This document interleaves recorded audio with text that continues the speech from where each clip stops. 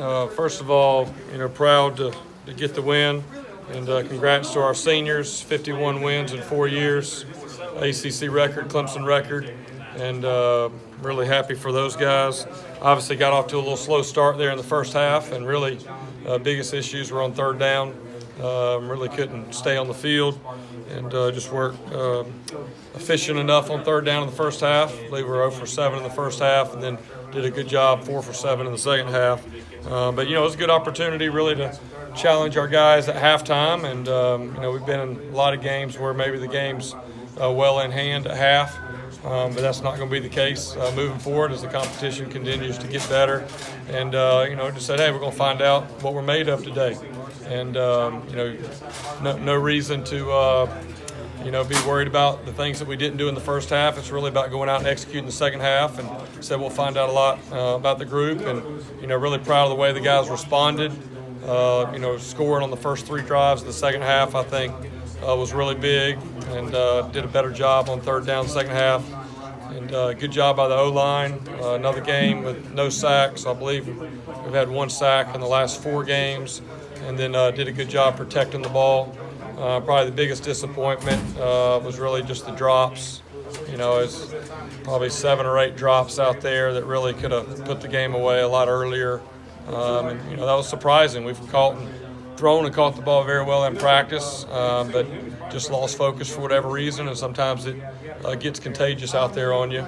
But that's good for us to have an opportunity to refocus, and I know our guys will continue to work hard and improve on that. But again, very happy to get the win, and really happy the way the guys responded in the second half. Just 17 rushing yards in the first half. You come out in the first 3 possessions of the second half and get some chunk plays. What was kind of the difference in the ground there? Yeah, got to go back and watch the video really to see. I think the biggest thing in the first half is we were in a lot of third and long situations, and so we didn't have some opportunities maybe to kind of get in rhythm, and we're going out trying to decide what they're going to do defensively. They played some coverage and some different things, and when you're running the ball up front with a lot of guys up there, you got to have everybody being on the same page. And I felt like it was one guy here, one guy there in the first half, and I think we had a better mindset going out there in the second half.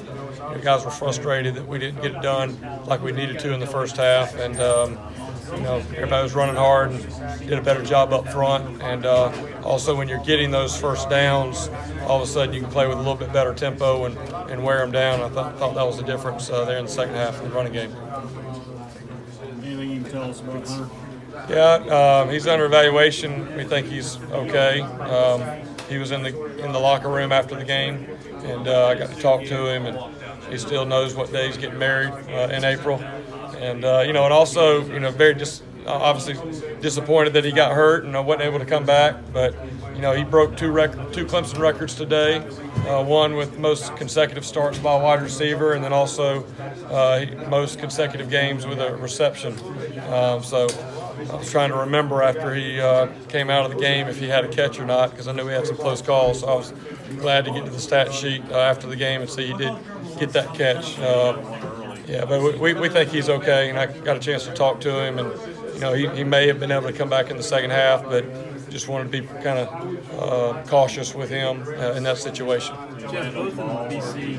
I think looking at the replay, his head hit the ground. Yeah.